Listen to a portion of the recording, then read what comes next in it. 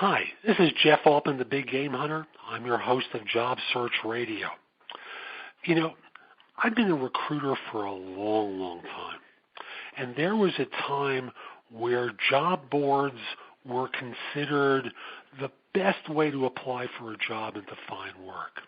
And when you'd read something in the newspaper about the hidden job market, it was all a scam to get executives to spend a lot of money for having their resume mailed out to a lot of companies. Here we are years later, and things have changed. It's actually become the exact reverse. Job boards have atrophied and become a lot less effective way to find work, and the hidden job market is really the way most people connect with their next position. So I thought I'd bring on the show today Phil Rosenberg, who's the president of reCareered, is LinkedIn's most connected career coach. And folks, get this one, top 20 on LinkedIn globally. Catch that one, top 20 on LinkedIn globally. Phil, welcome to Job Search Radio. Great to have you on board. Hi, Jeff. Thanks for having me. My pleasure. So how did job boards go from being the best way to find work to one that everyone who's involved with them really dislikes as much as they do? Well, there's a few reasons. Number one, competition in job boards. There's now 50,000 job boards out there, including LinkedIn's job board, Craigslist, and all the ones that you're used to. And, even industry and trade association job boards. The average job is advertised in 18 different places. And 18 places? The first reason is that there's just been a mass move by employers to job boards that really overwhelm the job seeker. But the second reason is mass competition of job seekers, because on the other end, the average job that's advertised gets an average 1,000 applicants based on a report by the job board Simply Hired. Wow. I know it seems that way to me, and I'm just one practitioner who from time to time advertises positions I'm recruiting for, that I get assaulted with any number of resumes. But from a job hunter perspective, it has to be abominable to be sending your resume in, to have taken the time to tailor your resume for a specific job, and then be competing with at least 999 other people to get noticed by someone. Well, the statistics come out to be hopeless for job seekers who are using job boards. I'll take another study that CareerBuilder ran, where they had interviewed hiring managers, asking hiring managers where they're finding their new hires. And hiring managers said that they're finding only 10% of their new hires on job boards. Now, if you think about that, if you're competing with 1,000 other applicants, you and 1,000 people share that 10% chance. So when you do the math, that means that every job you apply to on a job board, you have an average 1 in 10,000 odds of landing that job. That's how hopeless it's become.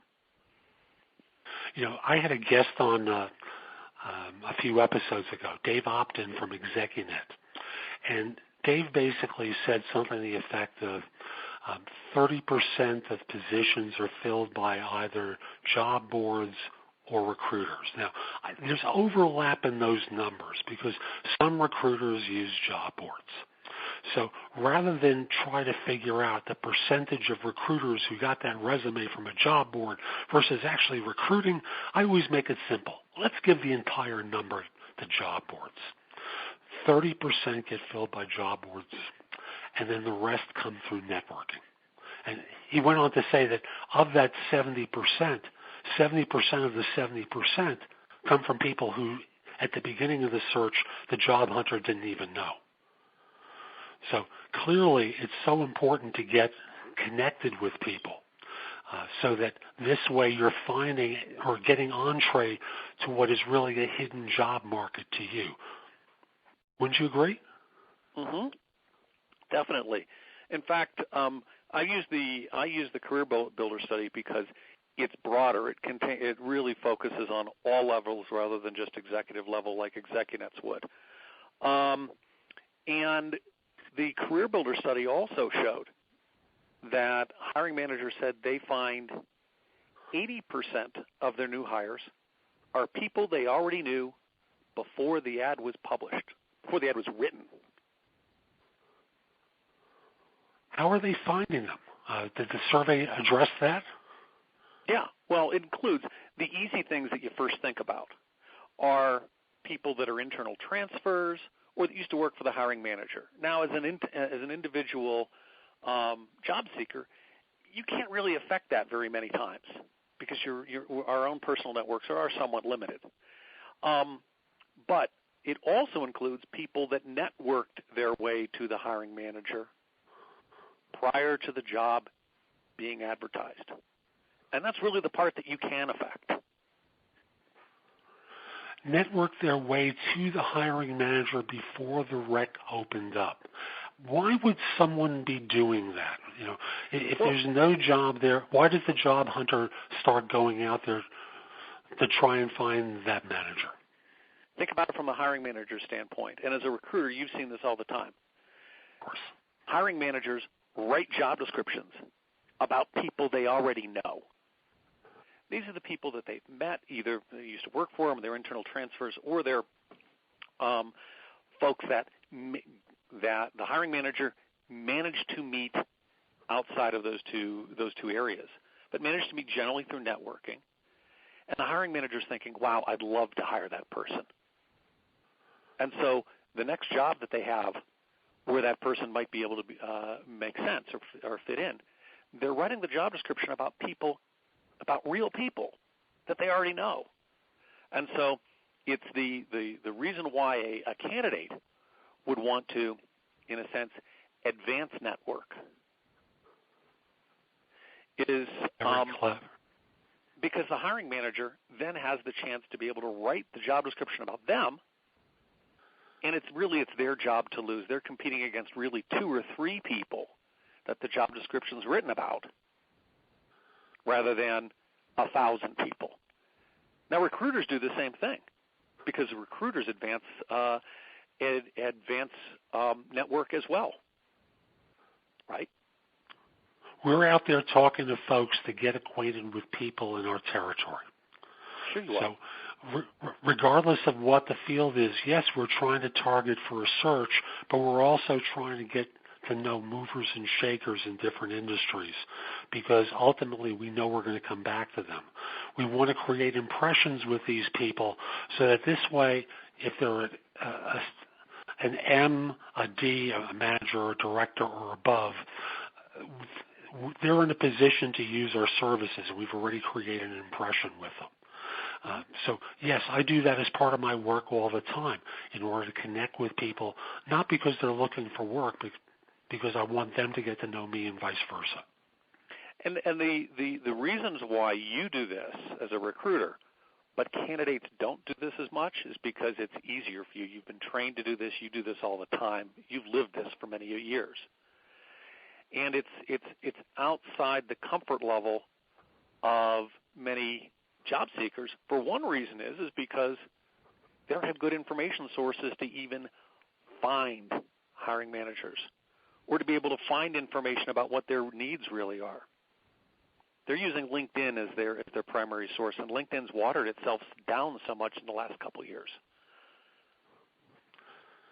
Not only has it watered itself down, there are people who are disappearing from LinkedIn because LinkedIn has marketed itself so aggressively that people have gotten turned off to some of the programs that encourage recruiters to be, I have to say, spamming job hunters what seems like incessantly to try and find that passive applicant that that people who are in hiring roles have been trained to believe is superior to the active applicant.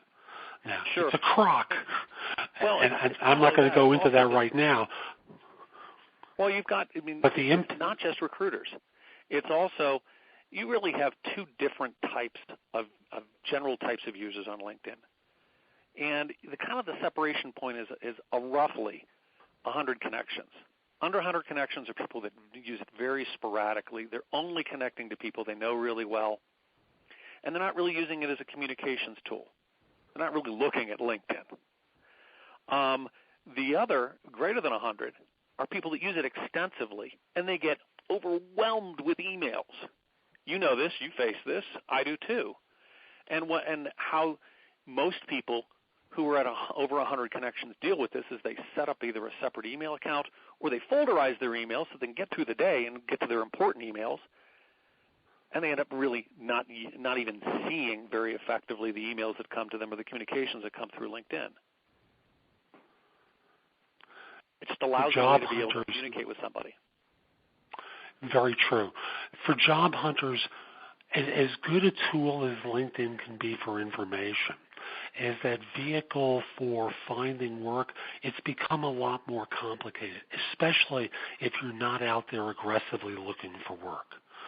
Sure. Because, as you said so well, people get bombarded. They're assaulted with emails from people. We both know that most job seekers, when they've found a job and they're not actively looking for work, they're not really networking and using LinkedIn that extensively or any other networking source. They're doing their jobs. And they kind of put their network, it's human nature to kind of put your networking on hold. And then once you all of a sudden wake up and decide, or you go into work and it's decided for you that, hey, you better start looking for another position, all of a sudden people start almost starting from scratch. It's unfortunate, but very true. And folks, we'll be back with more from Phil Rosenberg in just a moment. But first, I want to introduce Ron Nash, the LinkedIn Whisperer, who's going to be providing our Job Search Insider tip for this show. My Job Search Insider tip for this show is going to be presented by Ron Nash, the LinkedIn Whisperer. Ron, what do you have for everyone this time? Jeff, today I'm going to talk about something that's kind of near and dear to my heart, and I call it the Rule of 23, Live Like You Were Dying. And don't start singing that song by Tim McGraw, please. It'll make Thank you. You just cut me off in time, folks. So, Jeff, this story is actually based on a true story, as are many of my stories. And I call it the Rule of 23, Live Like You Were Dying, because my dad passed away about 15 years ago. And the first of my parents, and needless to say, that struck a deep nerve with me. But it took me about a year to process what his meaning meant to my life. And at the juncture when it dawned on me, heavy processing, I realized that between the age of 66, which he was when he passed away, and at that juncture I had a 23-year difference between my life and his age, the thought dawned on me, what if me, Ron, knew that I only had 23 years to live before my passing? Because had my dad known that, the question came up, how would he have lived? Would he have done the same thing, et cetera? So it caused me to do a self-audit and to ask, if I knew I had 23 years, would I do anything differently? And interestingly enough, is at that juncture, I really had to be very honest on a very emotional level and look at my life and go, am I doing all the things that I want to do in my life for as a means of a living, the work that I'm doing? Am I being passionate about it? Am I being friendly and loving to my friends and my family, et cetera, et cetera? So I did a self-audit, and one of the things that's helped me to do is be very career-focused and very aware of what I'm doing and how I spend my time. And I'll get a little bit more into a couple of tips on that, but what I'd like to do is engage you, because I know you're extremely insightful, but talking about the Rule of 23 and living like you're dying, you've been around for a long time and you've done a lot of coaching. What types of things does that resonate for you? Two things come to mind. Number one is the old Rumi poem where he suggests living like your hair is on fire. Okay, why waste time? How would you behave if your hair was on fire? Wow. You'd be out there going wild, pushing the envelope on everything that was important to you in your life and getting rid of the unimportant things. And the second thing that comes to mind is, I think it's a line from The Shawshank Redemption by Stephen King. And if you haven't seen the movie, wonderful film. And there's a scene toward the end where Morgan Freeman says, I believe it's Morgan Freeman, get busy living or get busy dying. Wow. Yeah, that's very powerful. And this story evoked that to me. And so from the career perspective, I'm a firm believer in living life passionately. I've done a lot of jobs in my life, and I've been a dishwasher and a busboy. I got to tell you, I was really good at that in the day. Had nothing to do with the actual task. It had to do with how I showed up. And so my tips are very simple. Ask yourself the magic question. What if you only had 23 years or left to live? What would you do differently? Not foolishly, but differently. And then number 2, every day focus on an idea or the idea that you only have now, and anything is possible, even your dream job, dream career. And most importantly, live like your hair is on fire. Literally, I mean, be out there doing it. Be present, be alive, seize the day. Thank you. And I'll tack on one more thing on this, which comes from something I've been working on for a while, that involves life lessons that you learn from sports. And one lesson that I learned was winners find the way to win. Losers find the way to lose. Would you rather focus on winning? Of course. Of course. I love that, mister. That's a great quote, and thank you for sharing. Thank you so much. And thank you for your tip, Ron. It's greatly appreciated. So, Ron, how can people reach you? Very simply, my website, www.theinacademy.com. That's THEIN academy.com. Or on LinkedIn, I'm the In Academy. Terrific. Thank you so much for making time for this. Greatly appreciate it. My pleasure, sir. Thank you. So let's come back to Phil. We were just talking about how people put their searches aside very regularly when they're not actively looking for work, don't check into their LinkedIn accounts, don't really get to see many of those opportunities as a result.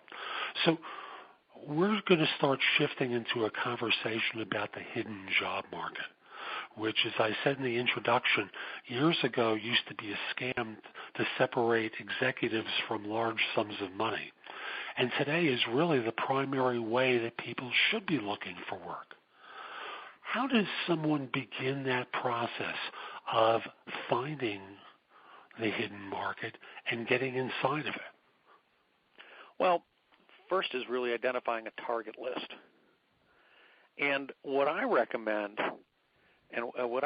is that job seekers use job boards in a way that's a little bit counterintuitive to how they're typically doing it. I recommend using it for research rather than the immediate gratification of applying for jobs that are available right now. And so what I teach is I teach job seekers to use job boards as a way to look for companies that have huge hiring budgets, that are hiring lots and lots and lots of different people. But here's where it gets counterintuitive. Just not in the position that they're looking for right now. So you think, interesting. Why would I look for a different position than the one that I'm looking for right now? Because companies that have huge hiring budgets spread the wealth. And they're likely to have headcount and hiring budgets in all departments if they have huge hiring budgets in one department. But that's an indication of companies who are likely to have headcount and hiring budget in that department in the future.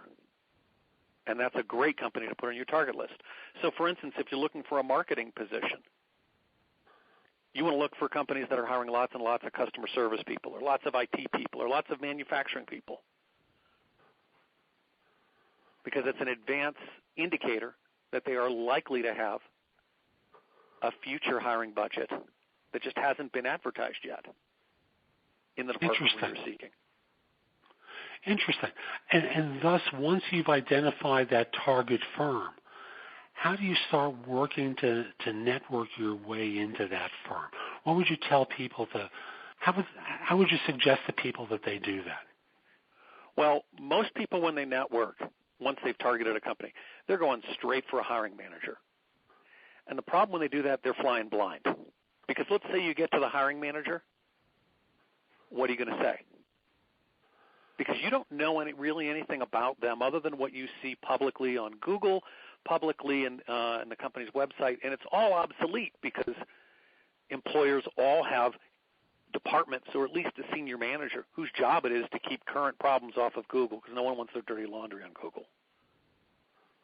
So what you see when you do Google research on a company is past problems that have already been solved. And if you're using that as the basis of your research, you end up communicating that you're a wrong fit. You end up communicating to an employer that your expertise is in solving problems that they don't need that in areas where they don't need that expertise anymore. So, Phil, where should they go? Who do they reach out to at this point? Well, really, when you're working the hidden job market, the first thing you need is information. And that's really you need information before you even want to start hitting up hiring managers. You got to find information.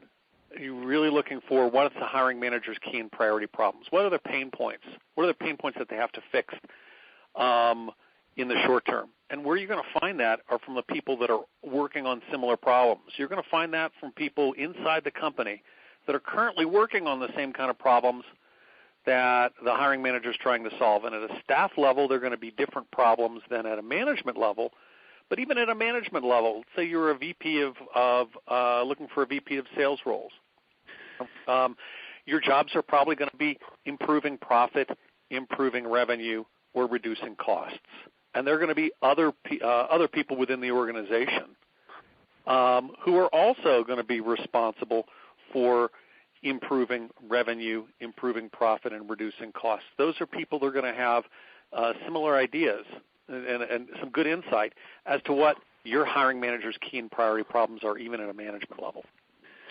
So, Phil, when someone reaches out, I presume that they're reaching out at different levels. If you're at an M level, a manager level and above, you're reaching out to a certain level of individual. If you're at a staff level, you're reaching out to a different level. So in reaching out, who should those people reach out to, and what should they be saying? What should they be communicating in the outreach? Is it by phone, by email? How do they do it? You can do it both ways, but and as a recruiter, you're facing that too. As a recruiter, you've got to be able to not only figure out who you need to be able to reach to find out information about the organization, and you need to do that as a job seeker. Phone and email are the two best, a combination, and it's going to work differently for different individuals. But the key question is how you identifying the right individuals, because LinkedIn is a terrible source today of being able to do that. LinkedIn doesn't list nearly as much information as they used to. You can't even get last names for most people, and you can't get any contact information at all. So LinkedIn's the wrong source for you, but you really need to be able – there's other sources that are available on the net that you can map out an organization quite effectively and a lot more effectively than LinkedIn. So what sources are they? How could someone map out an organization? Well, that's part of what I have in a webinar series, in that sort of content that's included in. I list 10 different sources and step through 10 different sources in my webinars that will allow someone to do a better job of mapping out an organization and contact information than you can get from LinkedIn.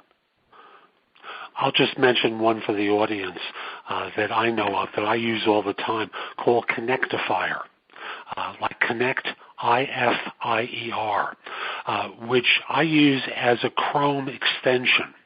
And what it'll do is complement LinkedIn and often pull in email addresses and often phone numbers as well for people within LinkedIn. Now, it's not perfect by any stretch of the imagination, but I find that the larger my network is, and that includes groups as well, the more effective it is for me. So, like I said, Connectifier is a nice little tool that someone can use to get some of those connections. It's currently in beta, but they're very generous about releasing it to people. So just thought I would mention that to folks. So I guess people are going to have to listen to your webinar, which we'll get to a little bit later, to find out some of this stuff. So let's work with the premise of mapping out the organization here. So they have an idea of who they reach out to through either Connectify, LinkedIn, Google searches, some of the things you teach in your webinar. And thus they're emailing, calling. What tends to be best for people, in your opinion? Again, that's going to depend upon the individual there that you're trying to reach. There are some individuals that respond better to email. There are other individuals that will respond better to phone. The main thing is going to be persistence. Persistence and not getting discouraged if you don't reach somebody the first time you've tried. These are busy people you're trying to reach who don't know you.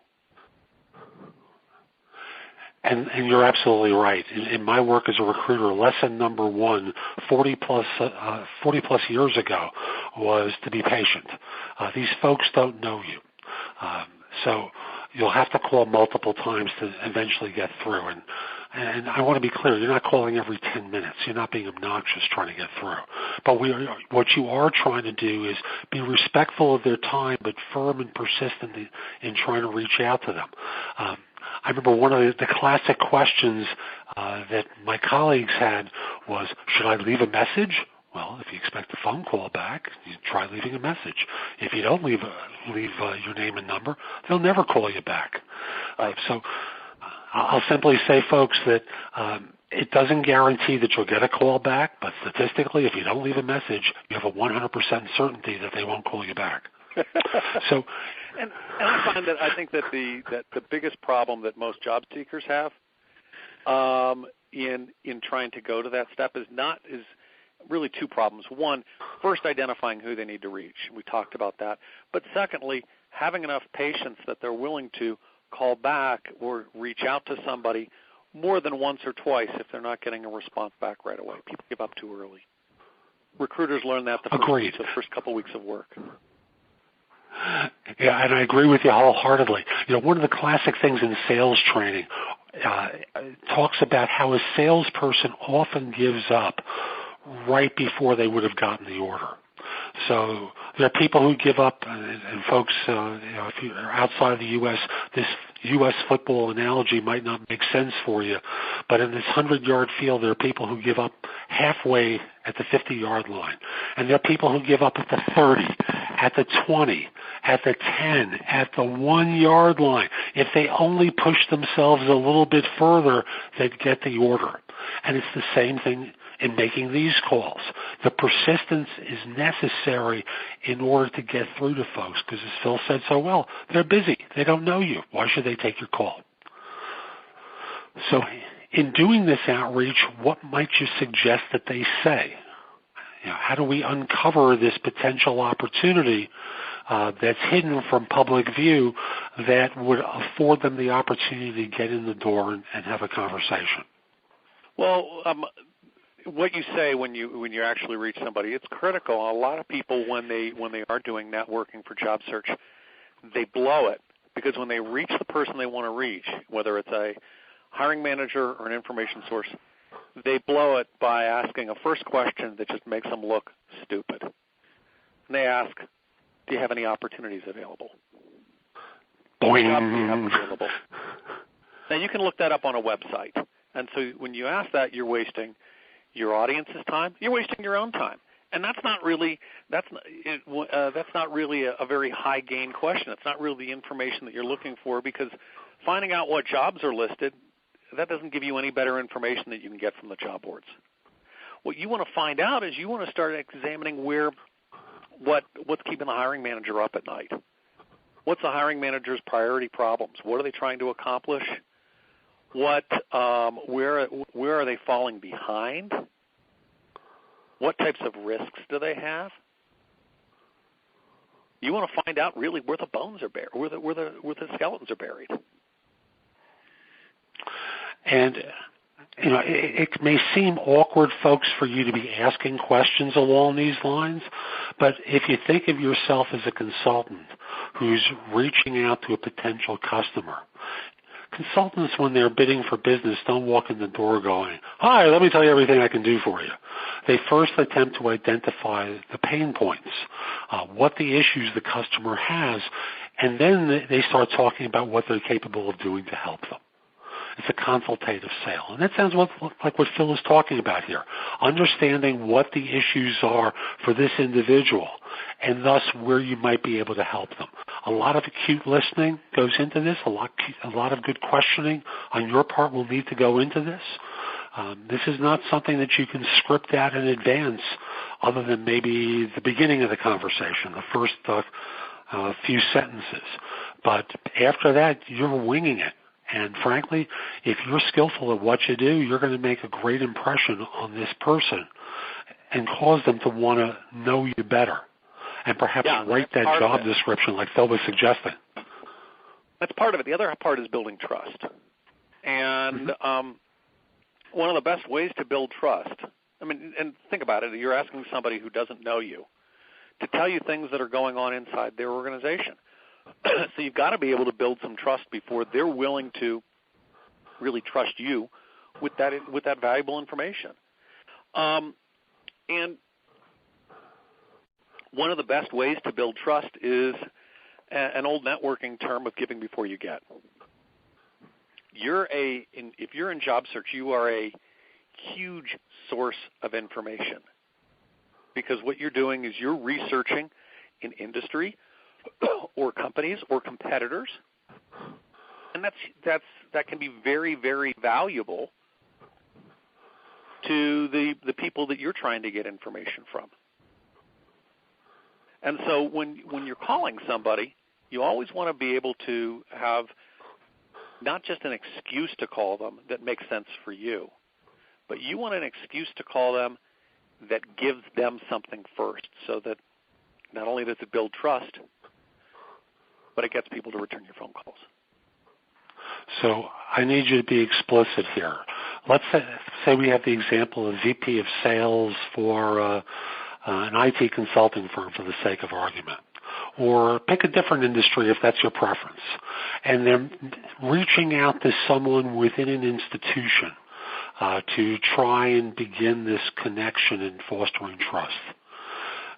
This person's identified some issues the firm might have. How do they begin this conversation? Pretend I'm that person. Call me up on the phone. Or give me a sense of what you'd write in that email. Well, you probably want to start out by introducing yourself, and not necessarily identifying yourself as a job seeker, but saying that you really want to be able to share some industry information with them. You thought that you had some information that may be valuable to them, and you do, because if you're looking for work in area IT consulting firms, then you have information about other IT consulting firms that are their competitors. You should know who's hiring and who's adding staff. You should have an idea of maybe who's cutting staff. You should have ideas of as you've been talking to other competing firms within the industry, you should be starting to have ideas of what problems other firms have, and that can be valuable information to the person that you're talking to. This is a way to be able to show your industry knowledge, a way to be able to show that you're connected, that you're a valuable player within the industry, and it's a way to subtly say to the information source, hey, I'm somebody who knows what's going on, I'm well connected. Not only can I offer you value, but if you happen to be a decision maker that I'm talking to, then I'm somebody that you want on your team. Terrific. And at a staff level, does the same sort of intro apply, or would you suggest something different? Well, the details of the details of the intro are going to be different depending upon your individual situation, your industry, your level, because the information you're looking for and the information you have, it's going to be different if you're applying for a job as a CEO versus if you're applying for a job as an admin. And so you want to tailor it to the level, to the industry, and to the job function. So when we started our conversation, we both agreed that job boards are no longer really where it's at. that they fill at most 30% of all positions. When job hunters are starting to do their work to find the next position. And thus networking, trying to find or gain access to the hidden job market is critical for job hunters. And you've been talking about how to get entree into this market, not by using the job ads directly. By that I mean this company is trying to hire someone just like me. But they might be trying to hire someone in a completely different group that might signal that they might in the future be looking for someone like you. How am I doing so far with this summary? Yeah, right on. The thing I'd add to it is you're looking for hiring organizations that are hiring volume. They're hiring lots of people because they show that they have a big budget. And that budget's probably going to get spread to the department that you're interested in too. Perfect. And it also signals a firm that might be going through explosive growth. Mm-hmm. Explosive growth is a great gateway to finding a new position. And that once you've identified firms like that in your target geography, you try to reach out to people within that firm, not directly to the person who might be the hiring manager for what you do, but perhaps the staff level individuals, if you're at a staff level yourself, or if you're at an M or above, you might just be trying to network with someone at a higher level to talk with them and offer them industry information as an entry point toward beginning the relationship and building some trust. Should it go as far as doing informational interviewing, Phil, where you're asking them for input or advice in general? Not off the bat. I would, if as you developed a relationship with someone, if you've really gotten, if you've really made a connection with someone, and you feel that you've built enough trust up, then that's something you can certainly do if you want to have them evaluate you as a potential candidate for working for that firm. That's really a question, though, you want to ask of the hiring manager rather than of a peer. We agree. A peer can give you certain information, but it can give you information about fit within an organization and the types of people that organization hires, but it's not going to give you as detailed of an answer and as detailed of a feedback as you might be looking for. We agree. Do you have one other major point that you want to cover in terms of accessing the hidden market? Because we are starting to run up against our time with one another today. Yeah, be careful of when you send a resume. Most candidates jump to sending a resume way too soon in the process.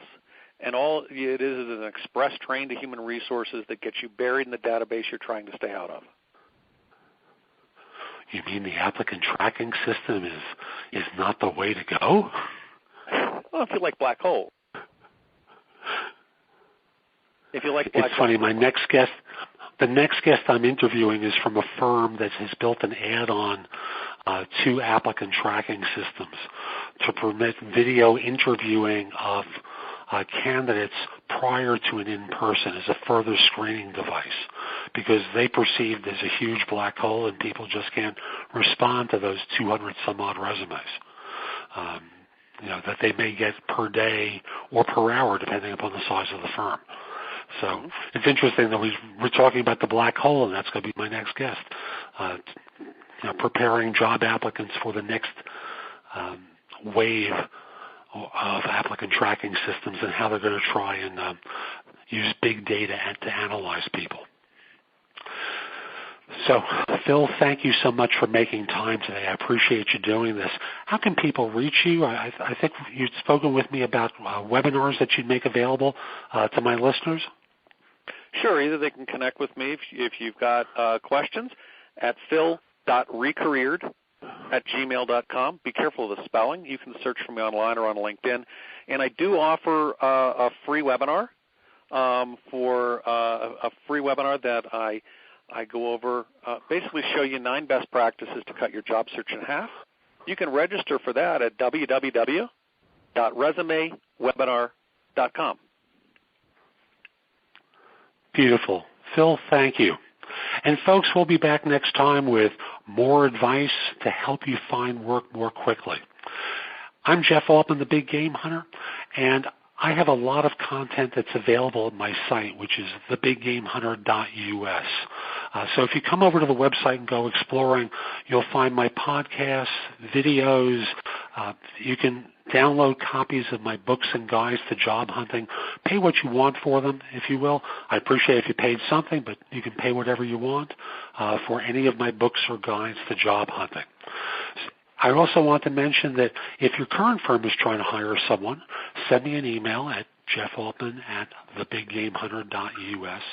Let me know who to contact and whether or not I can mention your name, because I'd love to help your current firm staff positions. And frankly, if you're in an M level or above, it can make the difference between you needing